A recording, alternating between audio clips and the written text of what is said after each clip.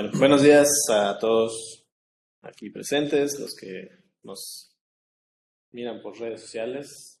Vamos a darles la bienvenida a esta mesa que es parte del encuentro de egresados del CIESAS en el marco del 50º aniversario de nuestra institución. El día de hoy estamos aquí en el CIESAS Peninsular y tenemos la tercera jornada, me parece, de este encuentro de egresados. El día de hoy tenemos dos mesas. La primera de ellas va a comenzar ahorita. Contamos con la participación de egresados de la maestría y del doctorado en historia de aquí del CIESAS Peninsular. Y bueno, entonces vamos a dar inicio con ella. El título de la mesa ¿Es factible construir una historia aplicada? Así en pregunta. Y para comenzar, le voy a dar la palabra, ya sin más preámbulo, al doctor Ernesto Monroy Pintor, que, corrígeme si estoy mal, es egresado de la tercera maestría en Historia, de 2012-2014, y nos va a hablar de un tema que tituló La importancia de la historia de las comunidades en los procesos de implementación de proyectos energéticos en México.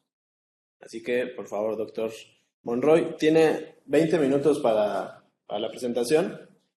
Aquí en la cámara le voy a ponerle el tiempo que le falta por si es necesario. ¿Qué? Adelante.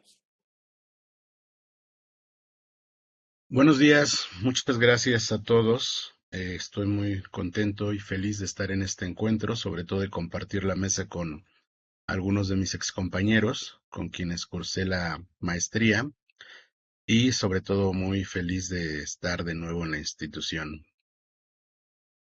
¿Es factible una historia aplicada? Por supuesto que sí.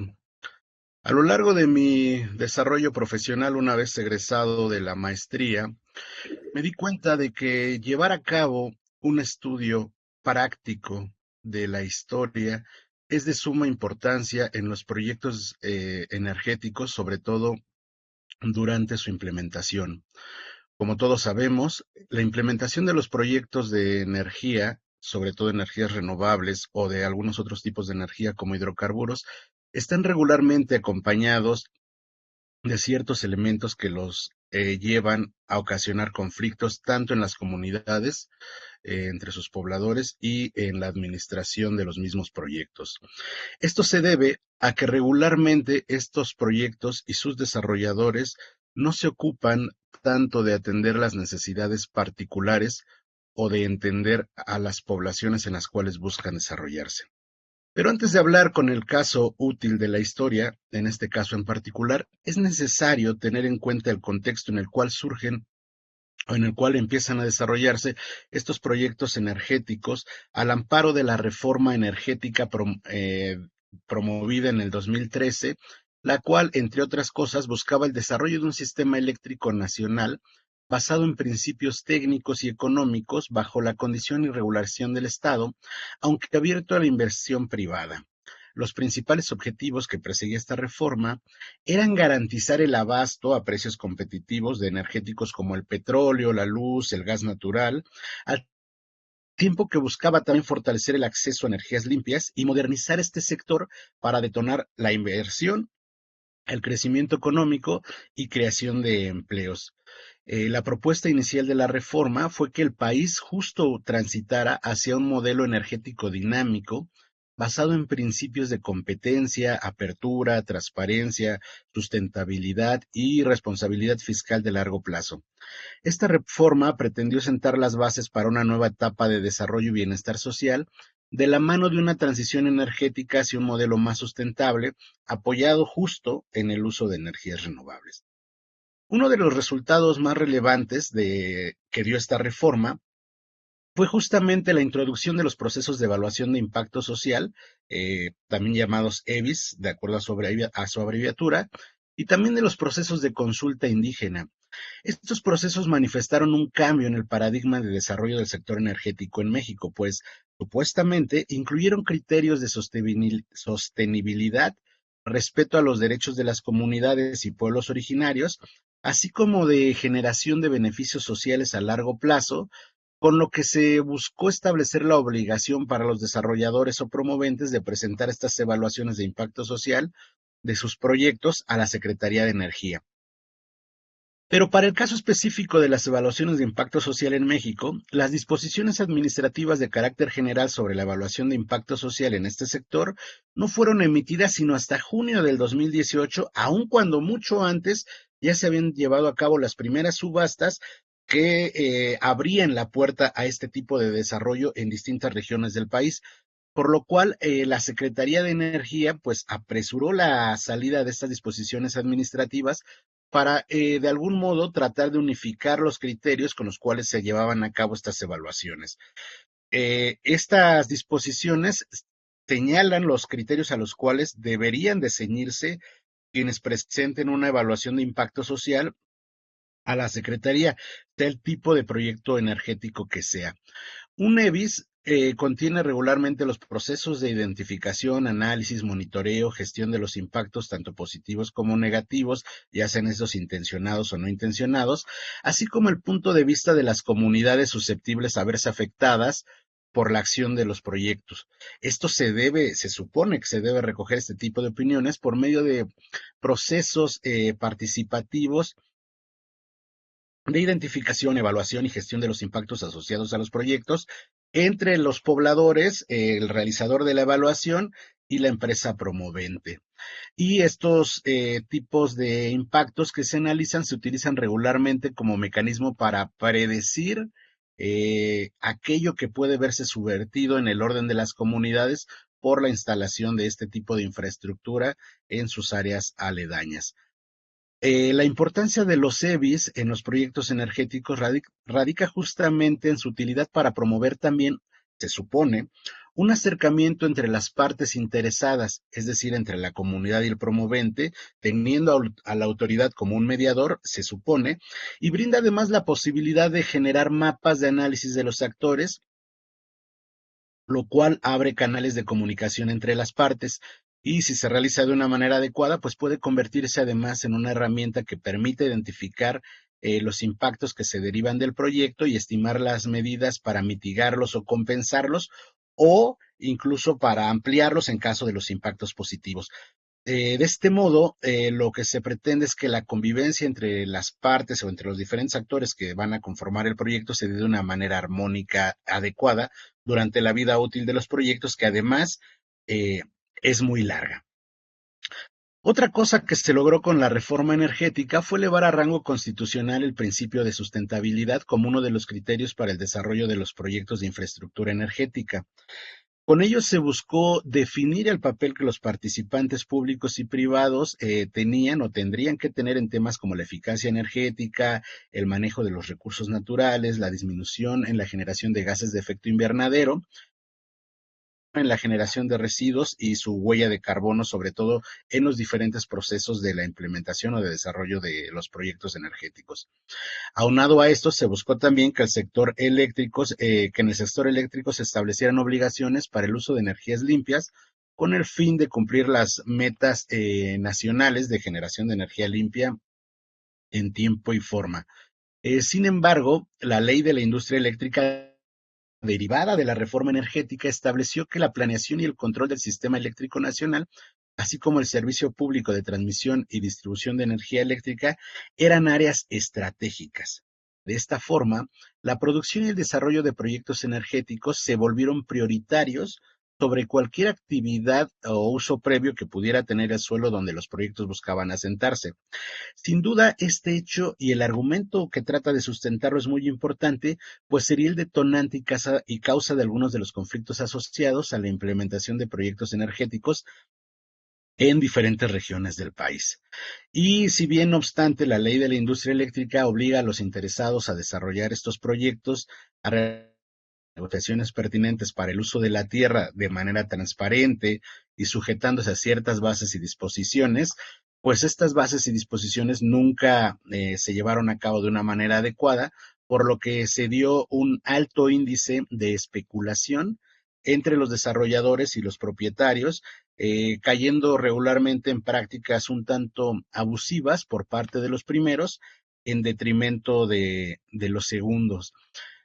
Además, en los artículos 86, 93 y 99 del reglamento de la Ley de la Industria Eléctrica, Se afirma que la contraprestación de los términos y condiciones para el uso, goce o afectación de los terrenos necesarios para realizar las actividades deben de ser negociados y acordados entre los propietarios o titulares de los terrenos y los promoventes para evitar justamente que haya esta intervención que puede afectar tanto la negociación como alguna de las partes en particular, es decir, como evitar este llamado coyotaje. Y este tipo de negociaciones, además, se supone que tienen que ser respetuosas de los derechos que la Constitución le da a los pobladores y además a los tratados internacionales suscritos por el Estado mexicano y los cuales reconocen los derechos sobre todo de las comunidades indígenas. Eh, no obstante, si bien la ley de la industria eléctrica y su reglamento tocan puntos referentes al impacto socioambiental en el desarrollo de los proyectos energéticos, tanto en terrenos privados como en comunales, existen diversas opiniones que señalan que no hay una regulación adecuada respecto a los costos de la renta, usufructo o arrendamiento de la tierra, lo que permite, como ya lo había mencionado, generar una alta especulación en este rubro.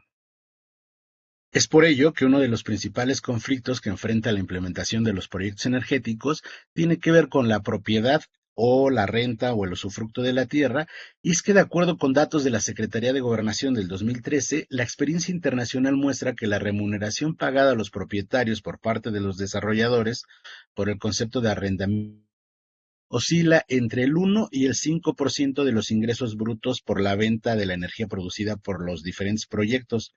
Y de acuerdo con datos de esta misma institución, en México, lo que se destina para el pago de este tipo de recursos va del 0.025% de las ganancias producidas al 1.53%, es decir, lo que se paga en México con respecto a algunos países de Europa por el uso de la tierra es una cantidad sumamente baja. Y esto ha provocado que la implementación de los proyectos sea vista con cierta reticencia por parte de los pobladores de las localidades donde buscan asentarse y que exista además un profundo rechazo y oposición hacia este tipo de proyectos. Y es que además de los precios tan bajos que los desarrolladores suelen ofrecer por el usufructo de los terrenos, otro conflicto similar tiene que ver con el cambio en el modelo de tenencia de la tierra de un modelo colectivo a otro privado por medio de la firma de contratos de arrendamiento entre propietarios y desarrolladores. Según la Secretaría de Gobernación, estos contratos regularmente se realizan en condiciones de clara desventaja para los propietarios porque permite a las empresas obtener derechos sobre el uso de la tierra durante lapsos de 30 años, con posibilidad de renovarse por otros 30 años y apropiarse de las ganancias o del usufructo que puede producir la tierra por medio de la implementación de los proyectos energéticos. Eh, Esto se ha visto en muchos casos y aquí es donde viene el uso de la historia para este tipo de proyectos, ya que si los desarrolladores o las autoridades se ocuparan de estudiar cuáles han sido los principales conflictos asociados a la tierra en las diferentes regiones donde buscan asentarse los proyectos, estos podrían tener herramientas más adecuadas para tratar de llevar a cabo negociaciones más fructíferas entre los propietarios y los desarrolladores. Cuando yo ingresé al mundo de las energías renovables, realizando este tipo de consultorías, algo que me di cuenta es que regularmente los promoventes, es decir, las empresas que desarrollan los proyectos, no se ocupan de atender la historia de las comunidades.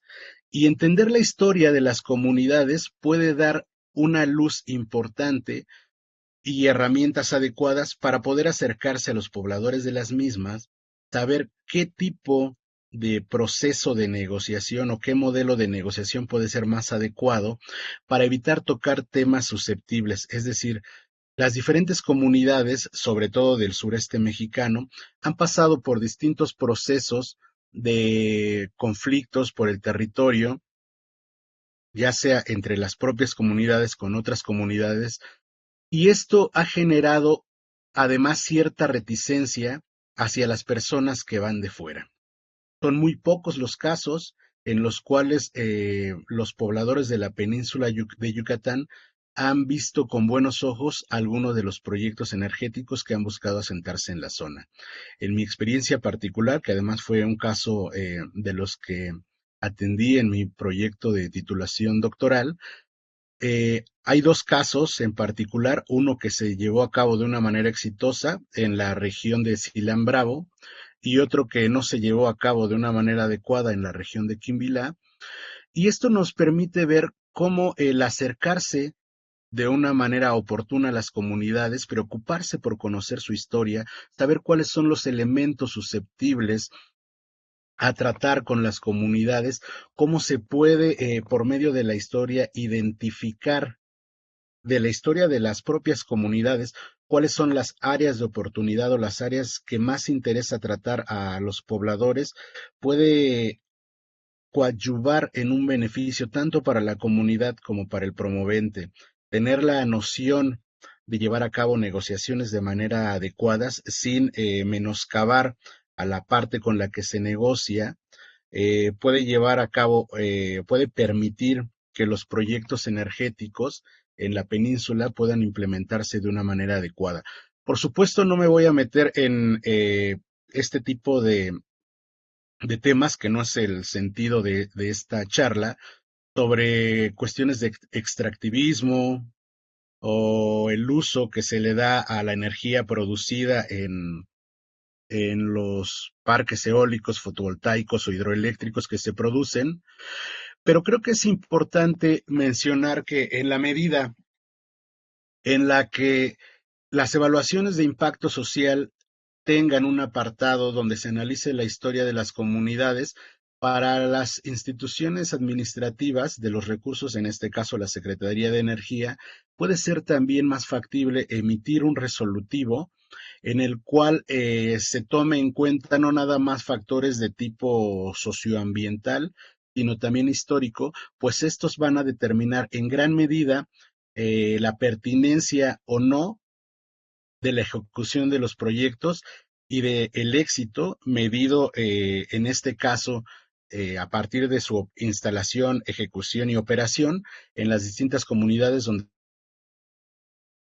me parece que las empresas privadas deben de voltear a ver más a la historia como una herramienta útil para la ejecución de los distintos proyectos que están desarrollando, independientemente, como ya lo mencioné, de la opinión o de la ideología de cada historiador.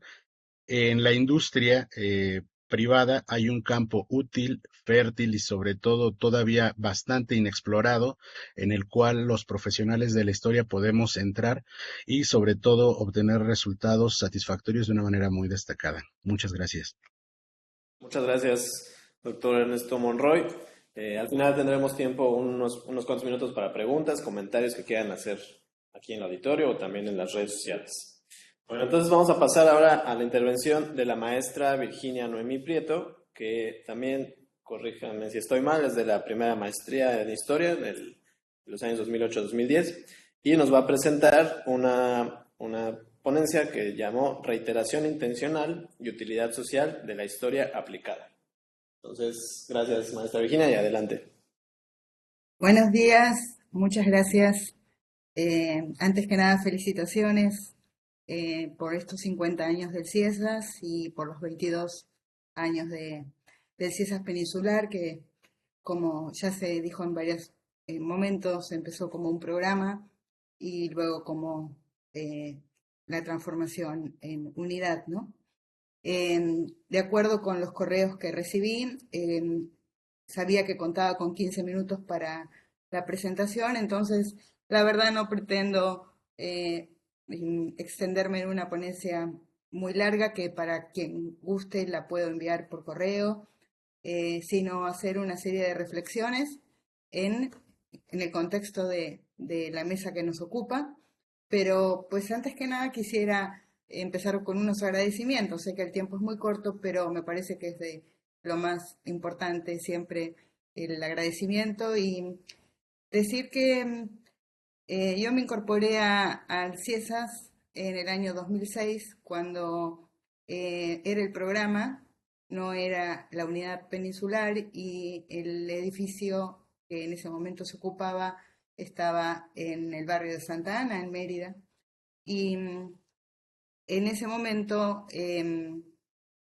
bueno, fui becaria de un proyecto que dirigía en ese entonces el doctor Jesús Lizama, a quien le agradezco la invitación y todos los conocimientos y todas las instancias y las facilidades para llevar a cabo diferentes trabajos de campo, luego que resultaron también en libros colectivos, en el inicio del seminario permanente del pueblo maya y la sociedad regional, junto con el doctor Pedro Bracamonte y la doctora Gabriela Solís. En esa instancia, en ese 2006, yo todavía era estudiante de la Facultad de Antropología de la Universidad Autónoma de Yucatán y estaba haciendo mi tesis de licenciatura en la Universidad Autónoma de Yucatán. En esos años, también el CIESAS como programa empezó con un seminario y si está presente la doctora Machuca, seguramente ahí me podrá corregir si hay algún error en las fechas, pero el seminario de metodología e historiografía y también como becaria, siempre en el proyecto del doctor Lizama, pues tuve la posibilidad y la oportunidad, y por eso expreso mi agradecimiento nuevamente, de poder asistir a las sesiones de ese seminario durante muchos años y que desde el primer momento se planteó como un seminario interdisciplinario y sobre todo interinstitucional. O sea, no solamente gente del CIESAS participaba, sino también gente de otras instituciones que, que estaban y siguen estando en otras instituciones, ¿no? Y pues con el placer en ese momento de conocer y compartir y aprender de la doctora Victoria Novello, y bueno, de otras personas que asistían al seminario de la doctora Machuca. Yo creo que ninguna institución crece, se consolida y se fortalece sin el aporte y el trabajo de muchas personas y no solo de los académicos, ¿no? Entonces, también recuerdo en ese entonces, y por eso también me parece importante el agradecimiento de personas como Zenaida, que en ese entonces estaba en la biblioteca, Mónica, la doctora Paola Peniche, Yolanda, que creo que sigue estando en Ciesas, y pues un señor intendente del lugar que era don Higinio, que siempre colaboraba y nos ayudaba mucho en todos los procesos que van atrás del telón y atrás del escenario de lo que luego se presenta en diferentes foros, ¿no? Pues ya en el 2008 y del 2008 al 2010 entré a la primera generación de la maestría en historia. Ya el CIESAS Peninsular se había trasladado al barrio de Mejorada. Y ahí mi agradecimiento en particular también es al doctor Carlos Macías, que en ese entonces era el coordinador del posgrado, actual director de CIESAS. Y pues en mi caso, en la primera generación, tuve pues la fortuna y también el agradecimiento para mis compañeros de ser representante estudiantil y tener un diálogo con el doctor Macías, que creo que en ese momento de la primera generación era muy importante y se trabajaba muy bien, muy a gusto y con mucha capacidad de diálogo, de escucharnos y de seguir con un proyecto en común, ¿no? Bueno, de más está decir, bueno, no de más, al contrario, mi agradecimiento a la doctora Gabriela Solís, que fue la directora de mi tesis de maestría, y a los compañeros de generación, que hoy no sé si alguno está presente, conectado, pero realmente esa primera generación, en esos 2 primeros años, como las generaciones posteriores seguramente, lo asumimos con mucho compromiso y, y nos enriquecimos porque fue una época de mucha fluidez en cuanto a invitaciones que se hacían de profesores, investigadores de otros lugares, con mucho intercambio. Yo no puedo dejar de mencionar la visita del doctor Jan de Vos, o de mi paisano, el doctor Sempat Sadurian, y de otros tantos que no recuerdo en este momento, pero sí están en todas las actividades que se fueron llevando a cabo, ¿no? Pues ya yendo ahora sí al punto que nos ocupa de la historia aplicada, en primer lugar, el título de la ponencia es Reiteración intencional y utilidad social de la historia aplicada.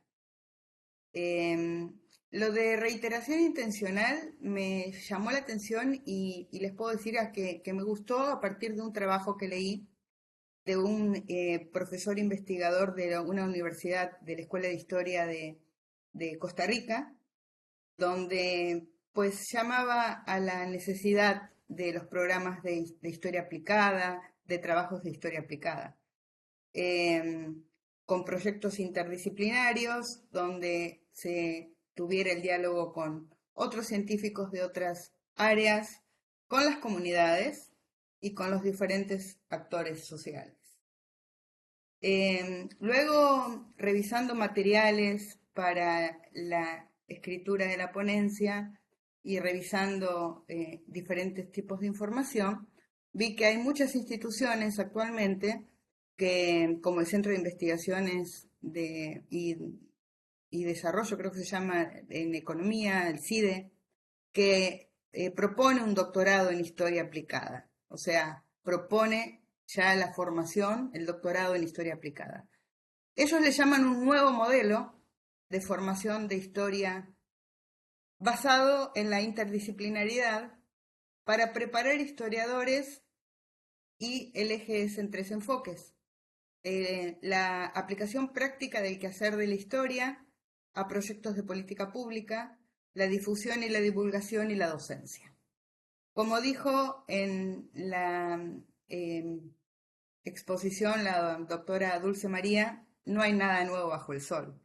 Realmente sí tenemos nuevos problemas reales y tenemos nuevos problemas que construimos en los proyectos de investigación, pero siempre creo que el regreso a los clásicos nos da luz sobre cómo mirar las cuestiones del presente.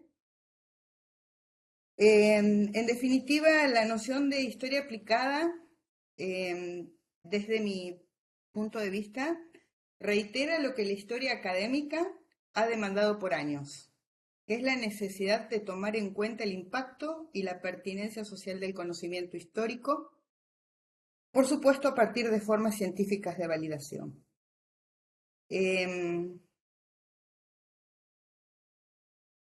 Ahora, desde hace un tiempo, como parte del Instituto Jane Goodall y del programa del Instituto Jane Goodall, el programa educativo Roots and Shoots, nuestros ejes de trabajo están en son tres ejes de trabajo fundamentales. Por supuesto, se relacionan entre ellos, ¿no? Es la biodiversidad, el medio ambiente y la comunidad. Y aquí me interesa resaltar lo que en la ponencia anterior mencionó el doctor Monroy, que efectivamente sí a la historia aplicada y sí a la necesidad del conocimiento de la historia de las comunidades, tanto para los modelos de negociación, para el respeto del uso del derecho de usos y costumbres, etcétera, ¿no?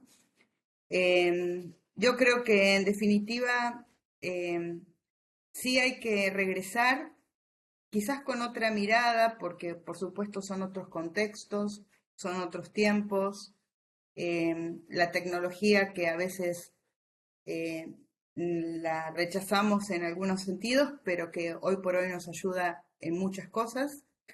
Es necesario regresar y releer a los clásicos. Por eso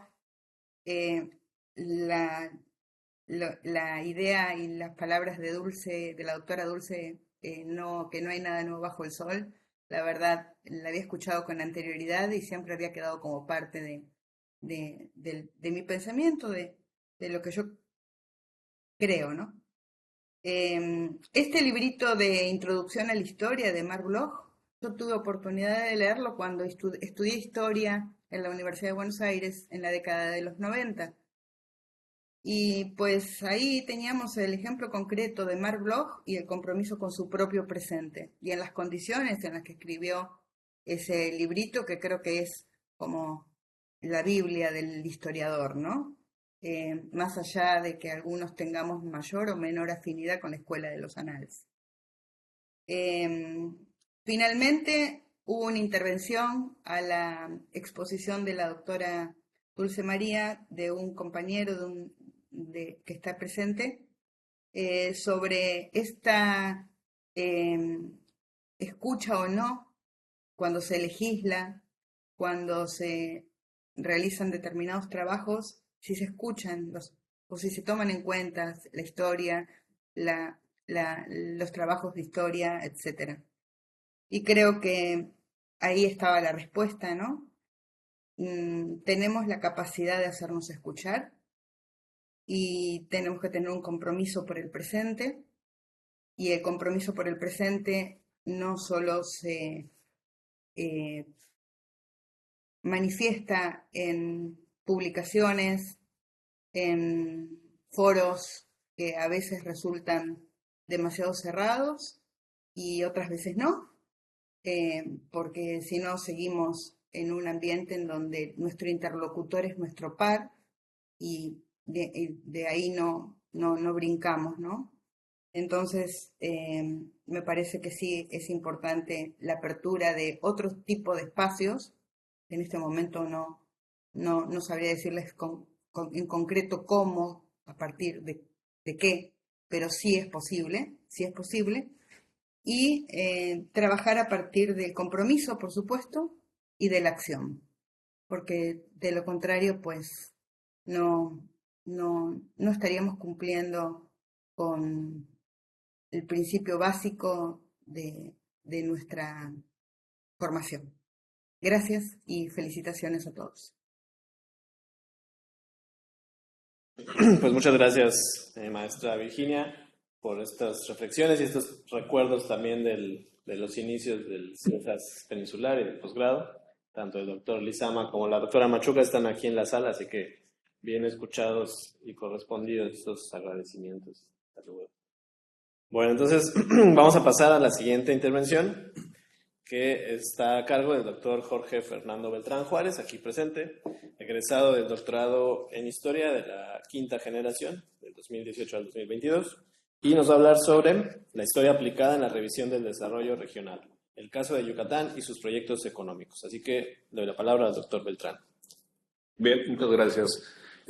Bueno, antes de comenzar, pues agradecer a los organizadores por este evento que organizan en el marco de los festejos del aniversario del CIESAS, ¿no? Del CIESAS peninsular, por supuesto.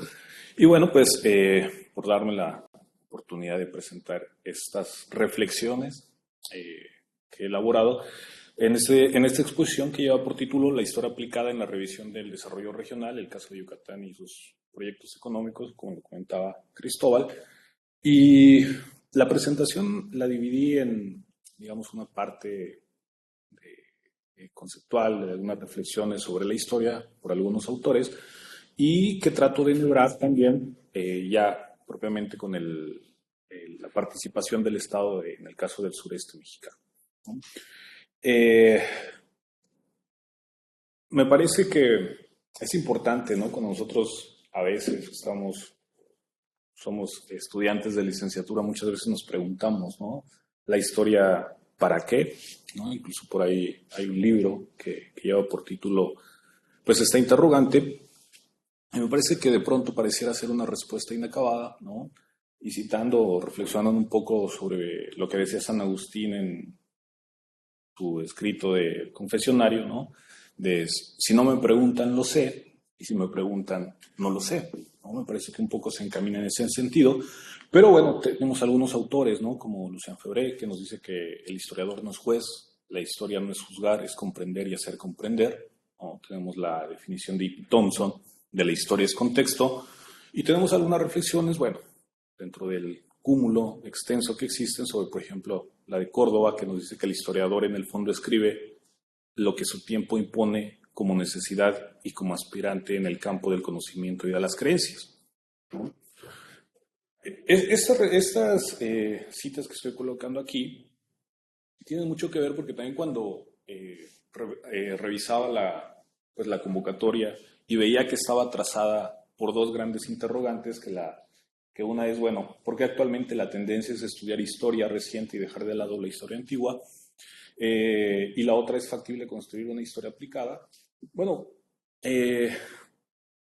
porque revisando algunas de estas definiciones, pues nos dan la pauta, ¿no? Sobre cómo los historiadores interpretamos y también nos brindan la trinchera desde la cual nosotros nos generamos las interrogantes hacia el pasado, ¿no? Es decir, los historiadores, dentro de sus propios contextos, tienden a mirar al pasado, los viejos problemas, ¿no? Desde el presente, con interrogantes que se van moldeando de acuerdo a las necesidades actuales, ¿no? Y que en ese sentido también un poco nos explica por qué, revisando una de las interrogantes de la convocatoria, por qué de pronto nosotros tendemos a dejar la historia antigua, ¿no? Bueno, porque las necesidades de nuestro propio tiempo van moldeando las preguntas que nosotros vamos haciendo, ¿no? Y quizá podríamos pensar, digamos, desde el punto reflexivo de la filosofía de la historia, cuando vemos, por ejemplo, obras como El paisaje de la historia, que nos sugieren, ¿no? Esta idea de la causación. Es decir, hasta dónde nosotros podemos extender las redes de la pertinencia, ¿no? O revisar esa pertinencia para explicar los procesos actuales. Y bueno, la doctora Sauri nos comentaba hace rato, cuando nos hablaba de en esta pues, conferencia sobre la revisión de la Constitución, bueno, porque quizá nosotros pensamos, ¿no? O vemos más bien como el hecho coyuntural, fundacional del México, pues el movimiento de la Revolución y la Constitución del 17, ¿no? A pesar de que existen otros fenómenos a lo largo del siglo XX que han ido trazando y moldeando, pues, nuestro momento actual, ¿no? Tenemos el cardenismo, como lo mencionaba, tenemos otros movimientos sociales, ¿no? Políticos, el 68, y bueno, la década de los 90, la coyuntura política, y bueno, podríamos seguir enumerando, ¿no? Pero bueno, otra definición que es la de Paul Valéry, que nos dice que para multiplicar ideas es para lo que nos sirve la historia, ¿no? Nunca para ver el presente original como tal. Entonces, eso también nos lleva, me parece, que a otra de las grandes interrogantes es cómo hacemos historia, ¿no? Cómo formulamos la historia. Y muchas veces, no lo sé, vemos la historia que la construimos del pasado y que queda solamente encapsulada durante ese momento, pero la realidad es que, como lo comentaba hace un instante, la historia se crea del presente hacia el pasado, porque es el presente el que nos va dictando las propias pautas de lo que nosotros queremos indagar, para generar eso que se llama la inteligibilidad, ¿no? Y es un juego de ida y vuelta entre el presente y el pasado y el presente como tal. En ese sentido, y ya metiéndonos en la exposición, digamos, de lo que estoy planteando dentro de las diapositivas, es que, bueno, cuando nosotros estamos hablando del desarrollo regional, pues tenemos que hablar del Estado mexicano y tenemos que hablar de la serie de políticas gubernamentales que va a implementar, sobre todo en el Porfiriato y a partir de la Revolución, para el desarrollo del sureste mexicano. Y nosotros lo vemos, si nosotros lo vemos en la perspectiva, bueno, iba a decir del hoy, pero todavía hasta hace algún tiempo, quizá antes del sexenio actual, ¿no? Estábamos hablando del presente y si nosotros preguntábamos, o parte de lo que existía en la memoria colectiva era, pues, porque no hay un ferrocarril, ¿no? Todavía, como la vez pasada nos exponía la doctora Marta cuando hablaba sobre la colonización y el poblamiento del territorio de Quintana Roo, pues muchas de las personas que llegaron a este territorio lo hicieron en ferrocarril, ¿no? De la estación de Buenavista, salía, ¿no? Llegaron acá y no es el único espacio, por el contrario, me parece que gran parte del territorio mexicano y de las generaciones todavía recientes, les tocó viajar por ferrocarril. Entonces, nosotros hoy lo vemos y vemos que la ruptura la caída del sistema ferroviario mexicano en realidad parte de la década de los 90 con la llegada, digamos, relativamente del neoliberalismo, ¿no? Entonces, hoy, y con el hoy me refiero a este sexenio, se habla o se puede plantear la interrogante de cuál es el objetivo de construir un sistema ferroviario, ¿no? Me parece que es la interrogante. Y bueno, es aquí donde la historia, como función social, empieza a construir o empieza a cobrar esa pertinencia, porque nos situamos en ese presente, rescatamos esa memoria de lo que ha sido el sistema ferroviario mexicano, pero también a partir del hoy se genera una proyección de lo que va a ser ese sistema o ese proyecto de desarrollo que se plantea. Y para eso tenemos una serie de conceptos que se han planteado a lo largo de esta historia del siglo XX y finales del siglo XIX, que tiene que ver con el progreso, con la modernidad, con el desarrollo, que se ha ido replanteando, ¿no? Se han dado sus significados, y que hoy incluso se habla como una reivindicación una deuda histórica con el sureste mexicano, ¿no? Entonces, lo que coloco en la siguiente diapositiva, gracias, no quiero ser arbitrario con lo que estoy colocando en este apartado, pero hablo del Estado y su rol en los ferrocarriles. Los ferrocarriles porque forman parte de una política gubernamental que tiene que ver con el desarrollo regional, ¿no? Es uno de los ejes. Naturalmente han existido varios, como puede ser el reparto de tierras, ¿no? Durante el cardenismo, en el caso de Yucatán. Puede haber otras, ¿no? Sin embargo, hoy en día se habla de los ferrocarriles como el eje del desarrollo. Sin embargo, el Estado ha jugado un papel que se ha ido moviendo desde el Porfiriato, como lo mencionaba, y si nosotros nos situamos en el Porfiriato, tenemos que ver pues dos momentos que son clave, que es la política de expansión ferroviaria, que no solamente se da para el caso de la península de Yucatán, sino se da a nivel nacional y que comienza en los años 50 del siglo XIX, poco antes, ¿no? Con el caso del ferrocarril mexicano, y que tiene una especie de ahí de estira y afloja, bueno, por las complicaciones del Estado mexicano, ¿no? El tema de las finanzas, las inversiones. Y bueno, llega un momento en el que después de este boom de expansión, y que se refleja mucho en la península de Yucatán, con la ruta que se va a trazar hacia los 4 puntos cardinales del Estado, en este caso de Yucatán, que es hacia Progreso, Valladolid, Peto y Campeche, ¿no? Por ahí hay un ramal a Sotuta, pero digamos que son los grandes ramales. Realmente no tienen un sentido de cohesión, son parte de una dinámica compleja que obedece a los intereses particulares, porque esa es una de las características de los ferrocarriles de Yucatán, es que son uno de los pocos, si no es que el único, sistema ferroviario a nivel nacional, dentro de ese contexto porfiriano, que se construyen con capital privado y que se construyen a la luz de la explotación enequenera, ¿no? Bajo la sombra de la explotación enequenera. Dentro del mismo porfiriato llega un momento que se conoce como la racionalización, que tiene que ver con poner un freno a ese boom de parte del gobierno, en ese momento porfirista, a través del Imantur, y se emite la ley de ferrocarriles para dar prioridad a los proyectos estratégicos que van a fomentar, sí, el desarrollo, ¿no?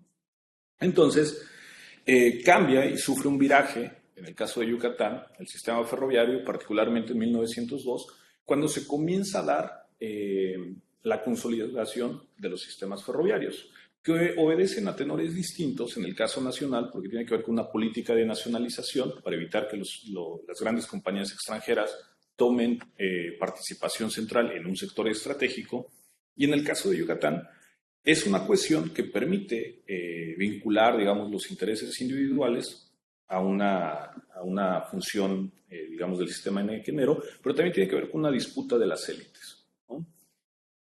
Cuando llega la revolución, es un periodo muy breve, ¿no? Porque sabemos que, bueno, el caso de Yucatán obedece también a esta diferenciación regional, pero en este momento ya estamos hablando de Ferrocarriles Unidos de Yucatán. Sin embargo, a la llegada de Salvador Alvarado en 1915, y bajo el tenor o la sombra del constitucionalismo, lo que va a hacer es una la aplicación de una política clave que va a cambiar el rumbo de los ferrocarriles en Yucatán. Y es que esa empresa privada hasta ese momento la va a intervenir y va a formar los ferrocarriles constitucionalistas.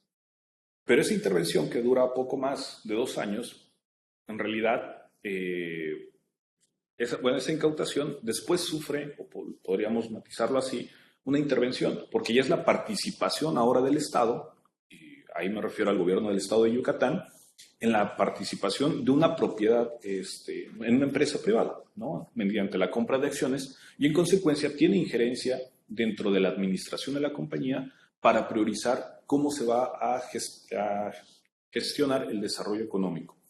Cabe señalar que, bueno, los ferrocarriles, si bien se ve como un área estratégica para el proyecto económico alvaradista, en realidad no son el eje central. El eje central sigue siendo el Enequén, ¿no? Pero nos está marcando la pauta en ese momento sobre la intervención del Estado, como una medida nacionalista, ¿sí? O también como una medida estratégica, ¿no? Para el desarrollo económico. Cuando llega la revolución, y una vez ya marcados los ferrocarriles con esta pauta, llegan los intentos de la intervención federal, ¿sí? Por gestionar este control, y naturalmente había una intención ahí esbozada sobre generar una conexión hacia Yucatán, pues, vía ferrocarril, ¿no? Que se hizo tardíamente, pero habría que apuntar también por ahí que, bueno, habría que ver si también la intención desde la península será recíproca, ¿no? Porque, bueno, también este sentido de la economía nequenera, pues, brinda por ahí algunos matices. Entonces, lo que tenemos en la década de los 20 es que el gobierno federal trata de comprar los ferrocarriles de Yucatán, ahí con unos proyectos formales, algunos informales, pero lo cierto es que no va a ser hasta la segunda década, más bien, perdón, hasta mediados del siglo XX, que va a haber una intervención ya federal como tal. Pero que es una intervención que no solamente se da aquí, sino que se da en otras compañías que habían sido o se habían mantenido privadas, o que habían sido todavía propietarios extranjeros, ¿no? Entonces, por ahí todavía logra, digamos, el gobierno federal generar una injerencia, ¿vale? La redundancia. Y bueno, ahí me doy un salto hasta la década de los 90, que tienen que ver con la privatización, ¿no? Y es el último gran momento, y el que yo refería hace rato, cuando nosotros ya dejamos de ver, y al momento quizá donde llega la memoria, donde se atribuye todavía la existencia de los ferrocarriles y donde empieza el declive del gran sistema de ferrocarriles en Yucatán. Lo cierto es que venían con desde la época del Porfiriato, la existencia de los ferrocarriles venía con una serie de problemas estructurales, ¿no? Que tienen que ver con la deuda, que tienen que ver, bueno, con la llegada de la revolución, un poco la incautación, la participación del Estado y otra serie de elementos, ¿no? Que, bueno, ahí quedan como la especulación y que nos invitan a la reflexión sobre el funcionamiento interno de las mismas compañías, que es un poco un funcionamiento más bien que trastabilla todo el tiempo. Y bueno, hoy tenemos, y lo colocaba, ¿no?, dentro del último cuadro, como el momento actual y que tiene que ver con esta participación del Estado, ¿no? Entonces, nosotros vemos, haciendo una recapitulación desde el momento del Porfiriato, bueno, es un gobierno liberal, ¿no?, que tiene que ver con impulsar proyectos de modernización en el que el Estado otorga, ¿sí?, pero solamente es el vigilante. En la revolución esa modalidad cambia y el Estado pasa a ser partícipe, ¿no?, accionario de las compañías estratégicas, y después, bueno, en el caso de Yucatán trata de ser ¿cómo se llama? Trata de tener una intervención más activa, y después, bueno, llega la federalización. ¿A qué voy con todo esto? Bueno, por ahí me voy a saltar 1, 2, 3 diapositivas. Otra, por favor. ¿A qué voy con todo esto? Bueno, que esta intervención, en realidad, no solamente tenía que ver con la participación accionaria, sino que ha existido una preocupación latente sobre la construcción de un sistema ferroviario que rebasara las fronteras del estado de Yucatán. Tiene que ver con un proyecto del desarrollo del sureste, ¿no? Y por ejemplo aquí coloqué, no me atreví a hacer la ruta como tal, sino señalar los puntos que el proyecto alvaradista, dentro del discurso que había generado, le llama el ferrocarril del Pacífico al Mar Caribe, ¿no? Y lo que él señala, bueno, es que los polos de desarrollo, bueno, como hoy en día lo es bajo el gobierno o el sexenio actual, el estado de Yucatán, perdón, para esos momentos también era el polo de desarrollo, por la importancia que le daba la economía nequenera. Incluso, por ejemplo, veía ayer el día de ayer las noticias, se considera Progreso como la puerta de entrada de la construcción del Tren Maya. O sea, se le sigue dando a Yucatán, especialmente a Mérida, Progreso, pues ese reconocimiento como tal, ¿no? Para este momento, el momento de la revolución, tenemos Mérida como el gran polo de desarrollo, Puerto Morelos se apuesta, ¿no?, por el desarrollo, se apuesta por la zona sur del estado de Yucatán y se pone mucha atención en este espacio fronterizo que va a ser Tabasco y que va a ser Chiapas.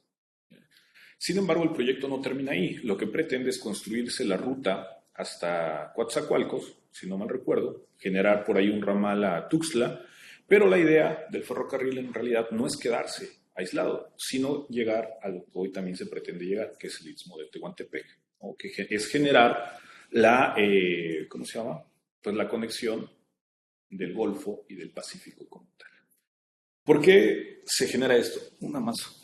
Gracias. Bueno, porque se apuesta por un desarrollismo y me parece que el proyecto actual también tiene ese matiz, ¿no? Es decir, se apuesta por un proyecto integral, bueno, al menos en ese momento, que es Yucatán a la cabeza,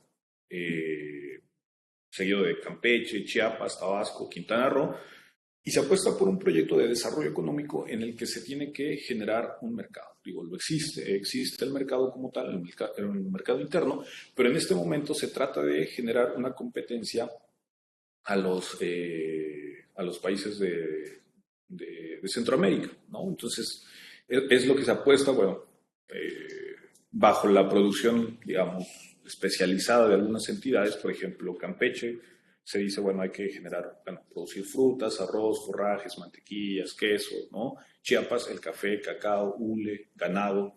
Y entonces bueno, Puerto Morelos, ¿no?, la copra, el aceite, los derivados del coco, también otras frutas, ¿no?, como el piña, el plátano y las frutas tropicales, para dirigirse al mercado norteamericano y otros espacios como tal. Y entonces, bueno, lo que tenemos es que reflexionar sobre esta idea, ¿no?, del desarrollismo, que hoy en día, si nosotros lo ponderamos, digo, tampoco no ser tan injusto, pero si nosotros hoy en día lo ponderamos, en ese momento el eje central de la economía era el nequén. Hoy en día lo pensamos a través del turismo, ¿no?, que, bueno, es un sistema combinado que tiene que ver con la carga, pero también con el turismo, y ver, ¿no?, cuáles son quizá las diferencias.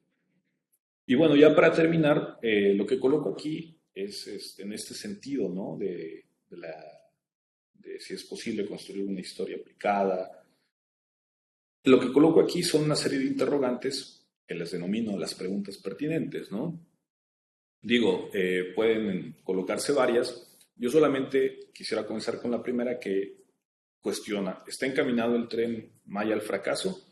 Me parece que puede ser una pregunta un tanto arbitraria y que en realidad no sería la pregunta que deberíamos hacernos como historiadores, ¿no? Y que, sino más bien la pregunta es, o las interrogantes tienen que ver, bueno, con cómo se gestiona una compañía, cómo el Estado va a tener incidencia hoy, ¿no? Que bueno, ha cambiado mucho el matiz, porque bueno, anteriormente el Estado era, y ahora estamos hablando del sector, ¿no?, del parte o del ejército como un eje central dentro de esta intervención. ¿Cómo se complementa el proyecto para otras actividades? ¿Qué impulsos va a dar, ¿no? ¿Cuál es el eje central de la movilidad? Cuando estoy aquí colocando nequén, turismo. Y bueno, también pues podríamos generar otra serie de interrogantes sobre cómo va a afectar a la población, ¿no? Es decir, qué beneficios le puede traer. Más que preguntarnos en esta visión solamente de dicotómica del sí y el no, sobre si va a fracasar o no. Porque las preguntas pueden ser en realidad otras. Y pues sería todo. Gracias. Gracias. Bueno, pues muchas gracias, doctor Beltrán, por esta intervención. Les recuerdo que al final habrá un tiempo para las preguntas, los comentarios que quieran hacer tanto los ponentes como el auditorio aquí y allá, en lo virtual. Bueno, entonces vamos a pasar a la última intervención de esta primera mesa, que va a correr a cargo del doctor Armando Méndez Zárate. Él es egresado de la maestría y del doctorado de la H tercera generación del doctorado en historia de aquí. Entonces, le doy la palabra al doctor Armando. Nos va a hablar sobre la incidencia social en la investigación histórica aplicada. Así que, por favor. Gracias, Cristóbal. No sabía que era la tercera generación de la maestría, sinceramente. Creía que había otras. Perdón, del doctorado también. Creía que había otras para atrás. Bueno, antes que nada, pues muchas gracias por el espacio también. Es un gusto regresar al CIESAS, al menos de forma virtual, y sobre todo de reencontrarnos. Ojalá que no sea solamente en la coyuntura, sino que haya espacios también, que sigamos con diálogos y sobre todo intercambiando. Pero sinceramente me da mucho gusto escuchar a las ponencias anteriores de los compañeros, a Ernesto también, que ya teníamos tiempo que no nos veíamos, al menos a forma a distancia. Pero bueno, les voy a comentar, bueno, quiero dividir mi presentación un poco en una parte metodológica y otra, delinear agendas de investigación a partir de qué es lo que podemos entender de historia aplicada y la pertinencia tan importante de la historia, sobre todo para resolver problemas contemporáneos que nos están estallando en la cara. Por ejemplo, la violencia, los flujos migratorios, ya los abordaré de forma más puntual. Y esto lo hablo desde mi experiencia de trabajo acá en Chiapas. Estoy en San Cristóbal de las Casas y bueno, en este acercamiento a Centroamérica también que he tenido desde el doctorado y parte de la maestría, gracias ahí al cuerpo de los profesores también y a los seminarios que con lecturas pues nos acercaron de una forma, al menos en una forma personal, a Centroamérica y a lo que es el sureste de México. Entonces, la historia aplicada la concibo básicamente como una rama más de la historiografía que busca en parte utilizar estos métodos y los enfoques y conocimientos históricos, sobre todo para abordar problemas y cuestiones contemporáneos. A diferencia de una gran historia académica, por así decirlo, tradicional, que se centra en cánones, no lo podemos eludir. ¿Por qué? Por la cuestión del método, y hacemos ciencia, y no nos podemos desviar de ese sistema de comprobación también, y ir corroborando, también refutando hipótesis. Se centra la historia aplicada principalmente en la investigación y en la enseñanza tanto del ámbito académico, la historia académica tradicional. Sin embargo, la aplicada tiene como objetivo pues llevar a cabo una comprensión básica de este pasado, tanto del mundo que nos está rodeando en esta sociedad, y también, muy importante, ofrecer perspectivas útiles y soluciones a problemas contemporáneos. Una de las grandes cuestiones que se nos ha insistido dentro de la academia y fuera también es, bueno, ¿y esto en qué contribuye a solucionar determinadas problemáticas sociales? Y más recientemente, creo que todos estamos sometidos a este sistema, el CONACYT, ahora que nos pide que todos los proyectos y las investigaciones tengan una incidencia social, lo cual me parece totalmente válido y lo celebro también, pero esto nos obliga entonces a utilizar a la historia aplicada como una herramienta y una justificación a la vez de meter esa incidencia social que se nos está solicitando y que se nos demanda desde la sociedad, como bien lo señalaba nuestro compañero en la sesión anterior, para poder dar soluciones de forma transdisciplinaria también y multidisciplinaria. En este sentido, y también ante las circunstancias actuales por las que atraviesa Chiapas y Centroamérica, pues observo que existen diversas problemáticas relevantes sobre la condición de principalmente los derechos humanos, los flujos migratorios, el crimen organizado, la cuestión del extractivismo, que ya lo mencionaba Ernesto en la primera presentación, y el tráfico de mercancías y narcóticos principalmente. Estos han impactado de una forma muy relevante a la región mesoamericana, sin que la política y los órganos también de gobierno pues puedan ni siquiera analizar o implementar políticas públicas para proporcionar alguna solución a estas problemáticas que anteriormente reseñé. Por si fuera poco, a esas circunstancias también se sobreponen a otras que ya existían, como la condición de las comunidades indígenas, el atraso en los sistemas educativos y de salud, y en otros casos pues muy puntuales, históricos, donde la injusticia, la discriminación, la violación de los derechos humanos, pues ha vulnerado de forma impresionante a estas comunidades acá en Chiapas y ya no se diga en el ámbito centroamericano. Estoy hablando de Guatemala, de El Salvador, Honduras, el famoso Triángulo Norte. De esta forma, bueno, pues nos podemos cuestionar, en primer lugar, cómo vamos a aportar como ciencia histórica, aquí ya desde un marco teórico también y metodológico, para entablar diálogos constructivos, para hacer que el conocimiento histórico pues, sea relevante y al mismo tiempo útil en nuestra época actual, proporcionando perspectivas valiosas y lecciones también que puedan aplicarse a una amplia gama de campos y situaciones que afectan a la sociedad. Al respecto, coincido con el enfoque del historiador costarricense Wilson Picado, que Virginia no lo había mencionado hace un momento durante su presentación, sobre que la historia puede ser aplicada de diferentes maneras y modalidades.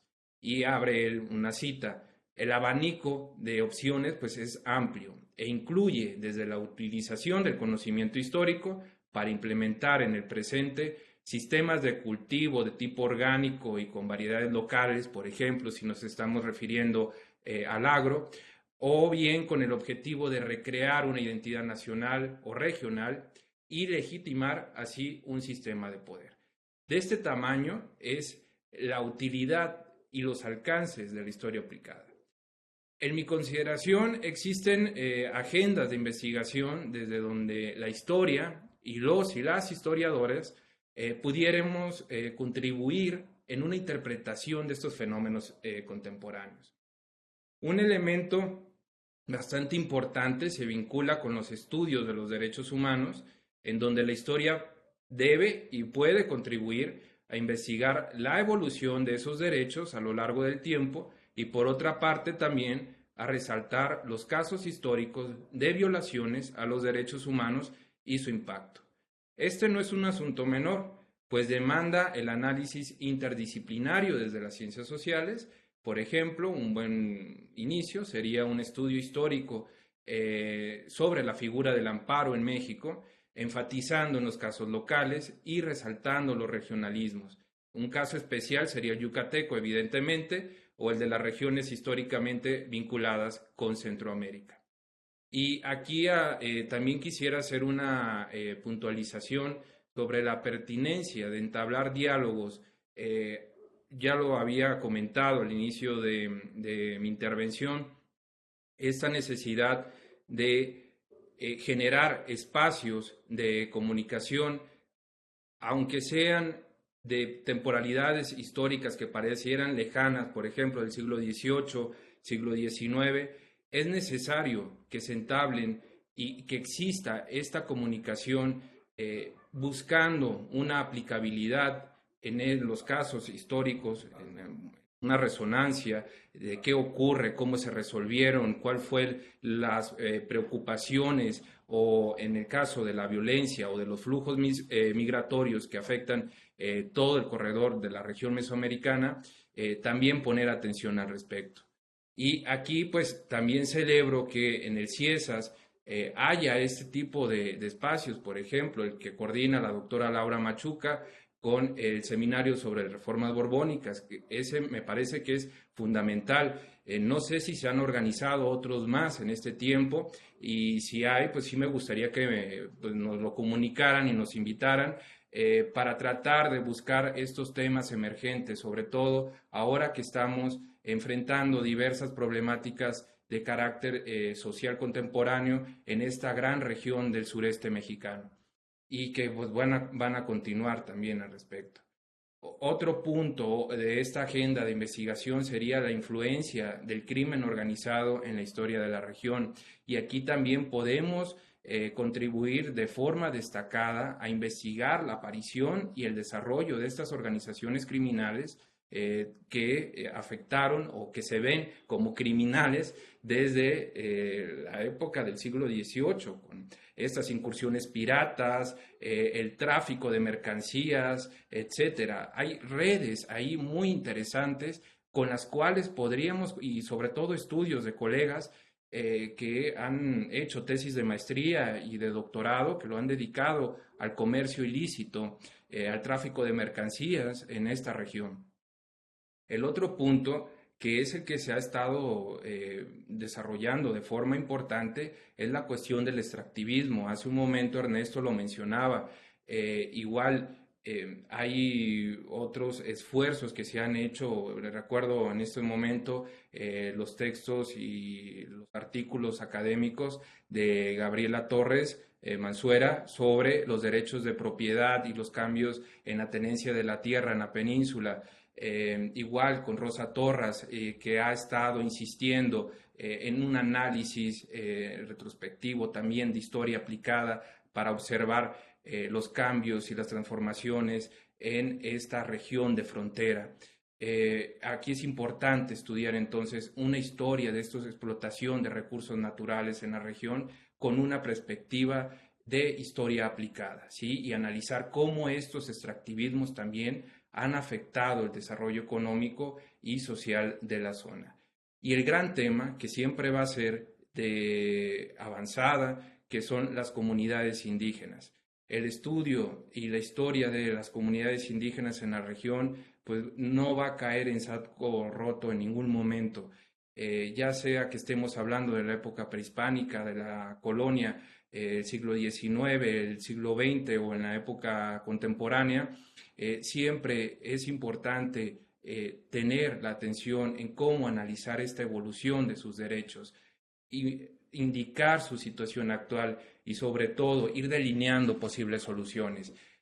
Hay un elemento aquí que me marcó en mi formación, que fueron unos seminarios que tuve en la maestría y posteriormente en el doctorado con el doctor Pedro Bracamonte y la doctora Gabriela Solís, en donde nos insistía sobre las condiciones de marginación, desnutrición de las comunidades mayas y cómo esto ha afectado en situaciones hasta de aspecto físico.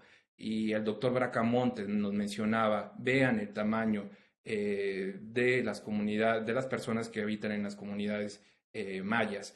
Esa estatura no es normal, son siglos de inanición, de limitaciones alimenticias, epidemias, etc. Entonces, este tipo de análisis en cuanto a la evolución de la situación que actualmente estamos observando con preguntas desde nuestra época actual, pero con una visión hacia la historia de estas condiciones. El otro gran elemento que me gustaría remarcar son los sistemas educativos y de salud, como unos desafíos históricos también, pero actuales. Al investigar esta evolución de los sistemas educativos, tanto en esta región, pero ver cuáles son los desafíos históricos.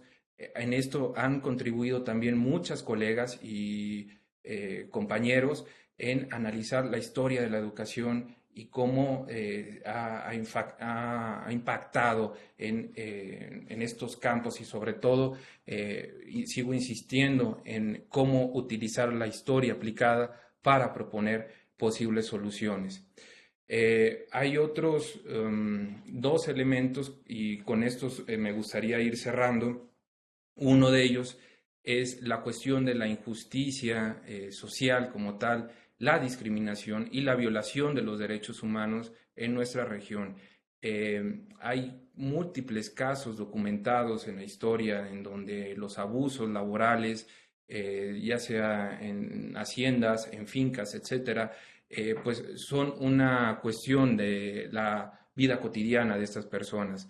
Pero es importante que analicemos cómo estos eventos pues, han dejado un impacto duradero en nuestra sociedad actual, que evidentemente las condiciones de violencia que actualmente vivimos pues son un reflejo de ellas y que podríamos encontrar fundamentos y una explicación, no simplemente remitiéndonos a un análisis contemporáneo, sino ajustado con un pie en la historia, pero el otro con una perspectiva.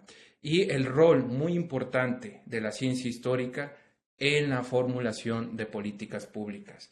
Esto es fundamental. Creo que los compañeros que me han antecedido han remarcado esta necesidad de utilizar la herramienta de la historia de forma transdisciplinar y sobre todo consciente de qué estamos ofreciendo nosotros como profesionales y cómo podemos también digerir, ayudar a que otras personas puedan digerir estos contextos y los incorporen a posibles soluciones y sobre todo en casos en donde esta historia aplicada pues ha tenido un impacto positivo en las tomas de decisiones. Y al respecto, creo que otros países centroamericanos nos llevan a la delantera en esto. Y estoy pensando en el caso de Costa Rica, y actualmente en El Salvador, en donde hay una conciencia de la utilidad de la ciencia histórica llevada a la solución de problemas, por ejemplo, de la violencia y el cuidado del medio ambiente como un derecho humano. Bien, pues estos temas y estas líneas de investigación pues nos pueden proporcionar una base bastante sólida para poder abordar diferentes problemáticas que nos vamos planteando en determinado momento durante nuestras investigaciones y sobre todo contribuir al desarrollo de soluciones constructivas y relevantes. No solamente para el área donde estemos trabajando, sino que haya una conexión, que estén interconectadas y vinculadas con la sociedad. Incluso ir más allá al intentar alcanzar interpretaciones que nos puedan llevar a plantear postulados teóricos y metodológicos en esa búsqueda también incesante que hemos tenido de una teoría hecha desde el sur, que responda a nuestras necesidades de nuestra sociedad también, en primer lugar, pero que se genere, y esto sería importantísimo, a través de nuestros centros de investigación, y bueno, el CIESAS ahí debería y debe de estar pues marcándonos la pauta, ¿no? Yo por aquí lo dejo para poder posteriormente entablar un diálogo. Si hay alguna duda, algún comentario, pues me gustaría mucho saludarnos también. Y muchas gracias y bueno, me uno a las felicitaciones de estos 50 años del CIESAS. Muchas gracias, Armando, por esta intervención. Bueno, pues contamos con 10 minutos más o menos para una ronda de preguntas, de comentarios. No sé si alguien aquí en la sala quiere hacer alguno. La doctora Laura Machuca. Hola, buenos días. Pues me dio mucho gusto escucharlos.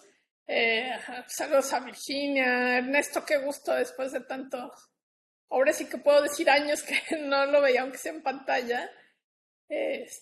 Armando, acá Fernando, pues a mí me da mucho gusto escucharlos y sobre todo oír todas estas reflexiones en torno a la historia aplicada y, ay, perdón, que siempre se me cierra la garganta, y nuestra labor como historiadores. Y más gusto me da porque yo siempre digo que los estudiantes son como hijos postizos, entonces ya verlos pues en sus ámbitos profesionales y haciendo este tipo de reflexiones tan importantes para mí me da mucho gusto. Y entonces, bueno, solamente quería saludarlos y bueno, tomo nota de todas estas reflexiones que me parecen muy importantes, como nosotros desde nuestros ámbitos y aún estudiando historia colonial o siglo XVIII, que parecieran tan lejanas y que no tienen que ver con nuestra realidad, cómo sí podemos vincularlo y cómo podemos hacer una historia de tipo diferente que tenga una incidencia o que por lo menos despierte la inquietud, la conciencia, la reflexión de las personas en torno a los procesos actuales y ligados con el pasado, ¿no? Entonces, pues muchas gracias y un gusto saludarlos. Aquí estamos para cuando los aires los traigan por estos rumbos.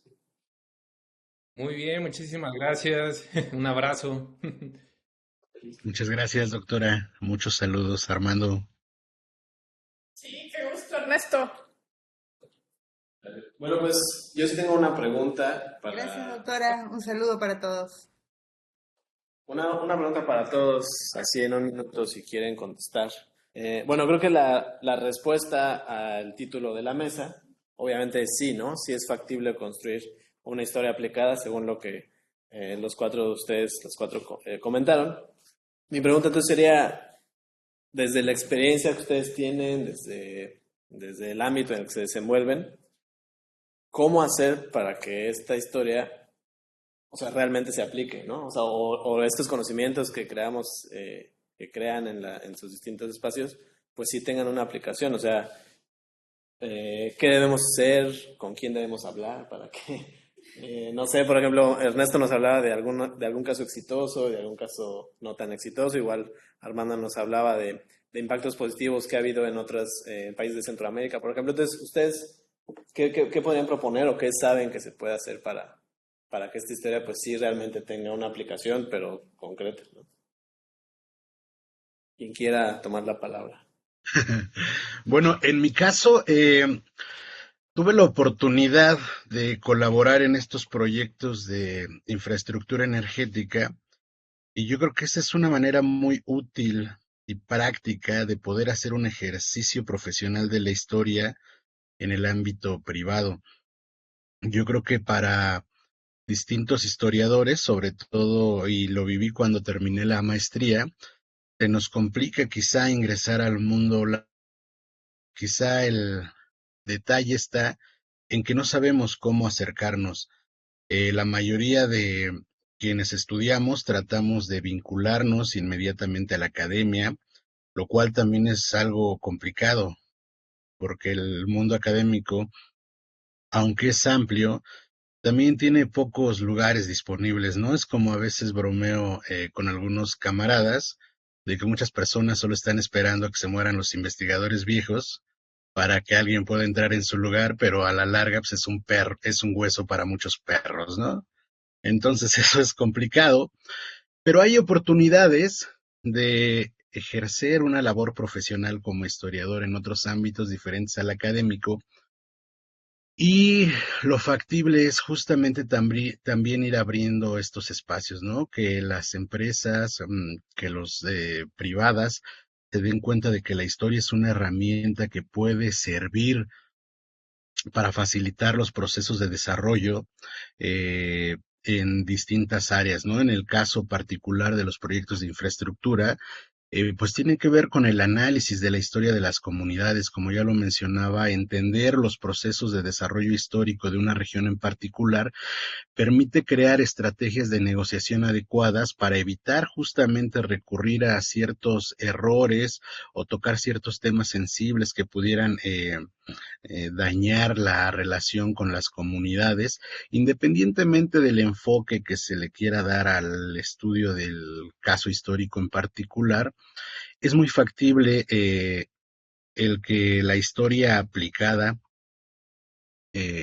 a un ámbito en particular pueda derivar a la postre en nuevas oportunidades de desarrollo profesional para los egresados de esta carrera que yo creo que tiene muchas posibilidades que aún no han sido tan exploradas como ya lo mencionaba yo antes, ¿no?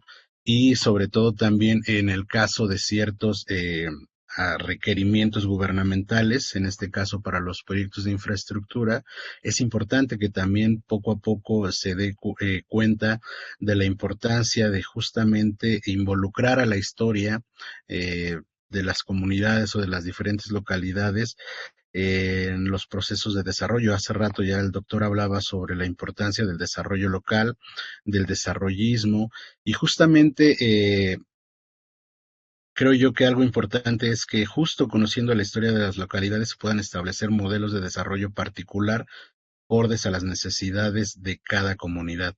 No podemos partir de que hay un único modelo de desarrollo ni que el modelo de desarrollo hegemónico es el mismo o el óptimo para todos los casos. Y este tipo de conocimiento también nos los da el estudiar la historia de los contextos particulares de cada región, y en la medida en que este tipo de conocimiento se adopte como parte de las políticas públicas o de ciertos modelos de gobernanza, va a permitir también que haya eh, mm, casos de éxito en la implementación de políticas públicas en las distintas regiones del país. Ese sería mi aporte. Aquí el doctor Fernando, un minuto porque ya... Ok, yo seré muy breve en realidad. Solamente ahí apuntar un comentario. Hace rato planteabas una pregunta, ¿no? Sobre si, por ejemplo, dentro del ámbito, al momento de legislar, se toma en cuenta la perspectiva histórica, ¿no? Y en realidad la pregunta es muy interesante. Solamente que yo agregaría que, bueno, a veces, no sé si como historiadores pensamos solamente en un impacto mayúsculo, cuando en realidad yo siento que podríamos pensarlo también a través de escalas, ¿no? O sea, desde donde el historiador, el egresado de la licenciatura, el egresado de la maestría, pero también el del doctorado, cómo puede incidir, no solamente dentro de la elaboración de las políticas públicas, ¿no? Que se tienen que buscar los espacios, sino que también puede encontrar epicentros de desarrollo, de impacto dentro de las comunidades mismas, ¿no? En la toma de decisiones de los actores, que creo que por ahí lo mencionaban, por ejemplo, cómo nos integramos a veces como egresados de la licenciatura dentro de esta historia aplicada, pero dentro del ámbito escolar, ¿no? Para, pues no sé, pues hacer ver incluso, por ejemplo, a los mismos estudiantes, ¿no? En nivel bachillerato, pues que la historia es una cosa viva, ¿no? Dentro de las mismas espacios donde nos desarrollamos, y cómo pues se desarrolla el sentido crítico dentro de no solamente para el historiador, sino dentro del medio en el que nos desenvolvemos, sea en un espacio pues, educativo, en una organización, una institución como tal, ¿no? Gubernamental, o dentro de la misma, ¿no? Entonces me parece que creo que habría que pensarlo en esos niveles y cómo podemos generar una incidencia, no solamente dentro de esta, lo decía, ¿no? Dentro de la política pública en gran escala, sino también esos pequeños recovecos que me parece son importantes para el historiador. Claro. Muy bien. Bueno, la maestra Virginia creo que levantó su mano ahí en el jeans, por favor. Sí, muchas gracias. No, solo comentarles que, por ejemplo, como les mencionaba en mi intervención, el Instituto Jane Goodall, que no tiene sede en México, bueno, el instituto tiene 46 años, pero hace 32 años se implementó y se lleva a cabo el programa educativo de Roots and Shoots. El programa educativo de Roots and Shoots reúne diferentes tipos de profesionales de diferentes disciplinas, y como también les comentaba en la intervención, los ejes principales de trabajo son la biodiversidad, el medio ambiente y la comunidad. Entonces, resaltando nuevamente lo que decía el doctor Monroy, la historia de las comunidades, ¿no? El trabajo que, por ejemplo, ahora hay algunos pueblos muy pequeños de algunos municipios del estado de Yucatán que han entrado al trabajo y al programa de Roots and Shoots, sobre todo poblaciones que se han visto desplazadas con desplazamientos forzosos por la obra del Tren Maya y todo lo que ha implica eh, la construcción en pos de, entre comillas, el progreso, ¿no? Y ahí creo que es bueno, en este caso particular que conozco un poco, es donde realmente está teniendo muchos frutos, porque aparte los que no solo son sujetos de estudio, no solo son, digamos, eso, los sujetos de estudio, sino son sujetos partícipes de sus propias tomas de decisiones de contextos complejos donde hay un montón de intereses involucrados. Sin embargo, hay una recreación y una reconstitución de la historia de su propia comunidad No obstante, el término comunidad pueda parecer hoy por hoy desfasado o no muy apropiado, en fin, ese es otro tema y otra problemática que nos daría para muchísimo. Pero bueno, estas poblaciones tienen la posibilidad de hacer un replanteamiento y una reconstrucción de la historia de sus lugares, de sus comunidades, de sus tradiciones, usos y costumbres, etcétera, y llegar a instancias de negociación, como lo decía el otro compañero que tuvo la palabra hace un ratito, a partir de realmente estos conocimientos que uno puede aportar y colaborar desde lo que me parece fundamental, que es la historia aplicada, muy de la mano de la antropología y de otras ciencias sociales, ¿no? Así que creo que hay mucho camino por andar, pero pues sí, está siendo muy, muy útil, sobre todo para estos sujetos múltiples que ya se ven más como, no como el sujeto de estudio o el objeto, al fin y al cabo, de la historia, que son los hombres, pero de una forma realmente aplicada a las necesidades y a los problemas concretos del momento, que por supuesto van a afectar a futuras generaciones y que tienen un antecedente que pues los mismos pobladores y las mismas comunidades logran rescatar y logran conocer, sobre todo la propia historia, no contada por terceros, sino a partir de su propia participación. Gracias. Gracias. Bueno, muchas gracias. Armando, no sé si querías intervenir, pero ya 30 segundos, algo así para terminar a tiempo. Acercarse a las organizaciones de la sociedad civil. Ese es otro de los puntos fundamentales para poder entablar un diálogo y sobre todo ver cómo puedes colaborar desde tu disciplina en el entendimiento de otras problemáticas que están planteando. Simplemente. Muchas gracias. Bueno, pues muchas gracias. Se nos acabó el tiempo de esta primera mesa. Les agradecemos mucho a Ernesto, a Virginia, Fernando y Armando por su participación. Y bueno, muchas gracias. Un aplauso, por favor.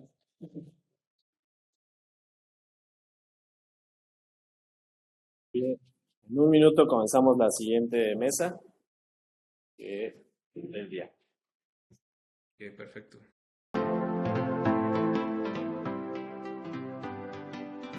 Su calidad académica es increíble y como centro de investigación lo respeto bastante.